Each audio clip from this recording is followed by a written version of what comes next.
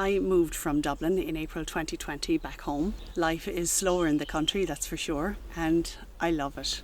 Moving home has been such a gift. Yet opportunities to take a walk around and have a look around in nature are actually kind of rare.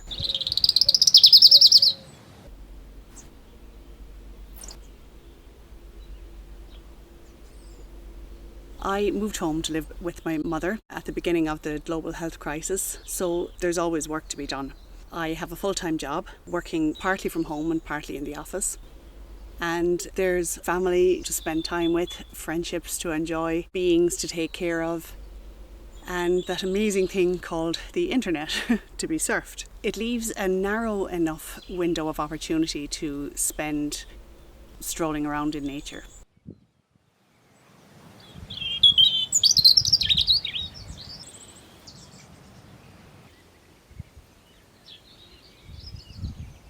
For a long time now, I have been wanting to make YouTube videos about balancing life because being in overwhelm seems to have become nearly commonplace. So I wanted to share some things that I do to cultivate yin, to soften and counterbalance the yang overload and level the playing field of life a little bit. Because even by moving from city life to rural country life, while I might have changed my lifestyle and slowed down, there are still demands on my time. They're different demands, but they're demands all the same. And amazingly enough, for me anyway, I still have to work to manage being in overwhelm. And I think I thought that by moving to the country, that would take care of itself. I make sure to get enough sleep to balance the long days of work. This takes commitment. I still get tempted to watch another YouTube video when it's time to start winding down for the night, and sometimes I give in to the temptation. So I aim for a good 5 or 6 good nights sleep a week, or about 80% of the time. I do my best to feed myself healthy, nutritious, real food. Again, about 80% of the time. I think I deserve a medal if I can do 80%. And then the other 20% is for, hot chocolate and wine. This is a work in progress. Time is scarce and convenient food is so convenient. This also takes commitment. I want and I think I need to get more fresh air and movement to balance out the hours I spend sitting at a desk and doing stuff inside. I hope making these videos will give me some time outside and will help me with this. And maybe most importantly, I do nothing at all. For periods of time, I try to not be either producing or being entertained by something outside of me, where I'm only being and where I'm not doing. Even though this being balances some of the doing in my life, I try not to be for that purpose. I try to be for no purpose at all. And this, yeah, you've guessed it, this takes commitment, right? This is not easy for me. I am a doer. Lately, this little fellow helps me with this one. When he's sitting on my lap, it's so relaxing and comfortable and pleasant. It's one of my favourite things to not do, to hang out with this little orange, yellow thing. He arrived in the scene and adopted us as his family. I feel very privileged that he chose us, and I refuse to believe that it's only because we immediately started feeding him. I can see this doesn't sound like much. I moved from the city to the country and I get to bed on time 80% of the time, and I eat decent food 80% of the time, and sometimes I do nothing. And you're probably saying, that's it. Well, yeah.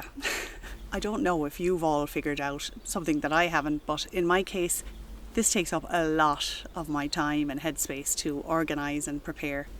A lot of commitment to follow through on, and a lot of dedication to my own personal bigger picture to keep rinsing and repeating. What has helped me a lot is that I have changed my view of looking at balancing life by expanding the timeline during which balance can happen, extending it really to a lifetime. In the last couple of years since moving from the city to the country, I've been less efficient, let's say, at balancing my life than I was while life was more rat racy. And I think this is a good thing. In some ways, I actually have less freedom since moving home to the country. Even though in the city I was working long hours in the office, there wasn't much community in the city, even though I was lucky enough to have good friends there.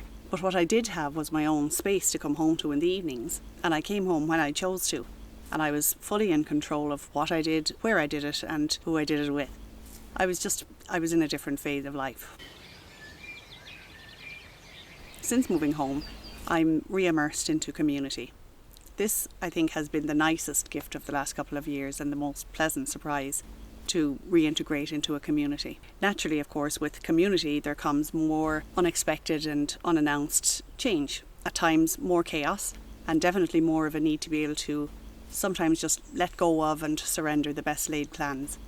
It's just less possible to control everything. Loosening my grip on control and surrendering to the chaos of community makes, I think anyway, for more maturity. It knocks the corners off.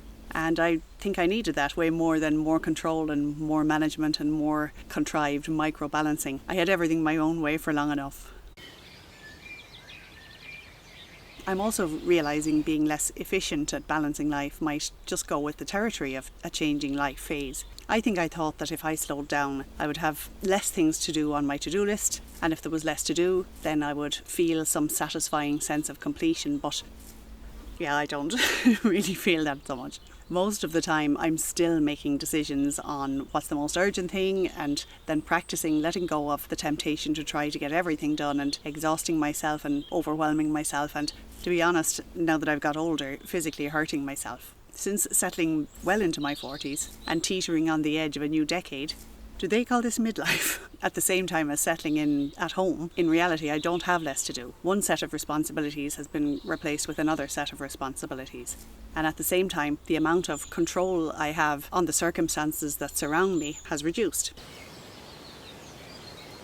I want to add here that, in my defence, my definition of balancing life was never meant for using life balance as a means for reaching optimal performance or to be more productive. Turning doing something into another thing or things to get done makes balancing another way to, I think, feel strained and more pressure and more expectation and more stuff to live up to. I really believe we can't lie to our bodies. I don't believe you can make rest and play and downtime a productivity hack and think your body won't notice. I think it will notice. Bodies need rest, real rest, and if you flood yourself with pretend passivity based on an agenda to keep going, I think that's just feeding imbalance. Most devastatingly though, it devalues being. It's devaluing anything that isn't doing and that isn't productive and that isn't useful. It values yang over yin, which devalues yin. It's disrespecting anything that doesn't perform or provide results or be of use.